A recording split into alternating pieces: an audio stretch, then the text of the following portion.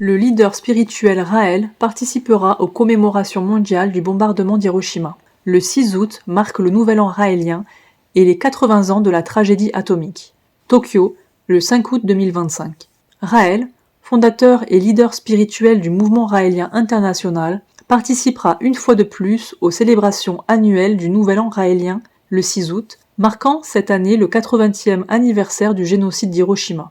Dans une précédente déclaration, Raël avait fermement condamné le bombardement, le qualifiant d'un des plus grands crimes contre l'humanité jamais commis. Pour avoir donné l'ordre de bombarder 2 villes japonaises, Harry Truman est le pire criminel contre l'humanité de l'histoire. Il savait pertinemment qu'il ciblait des civils en violation des règles de guerre, tuant ainsi instantanément 300 000 personnes innocentes, dont des personnes âgées et des enfants. Même Adolf Hitler n'a pas tué autant de civils avec 2 bombes.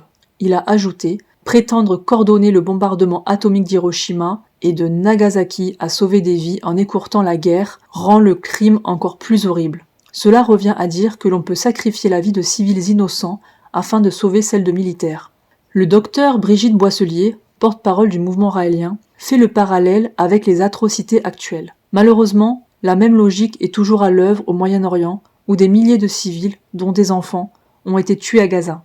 Si le président Truman ou l'un des présidents américains qui lui ont succédé avait présenté des excuses pour ces actes monstrueux, il est peu probable que le génocide actuel en Palestine ait été accepté ou ignoré par les Occidentaux comme il est aujourd'hui. Raël milite depuis longtemps pour la paix et le désarmement dans le monde par des moyens non violents, notamment par des méditations et un activisme international.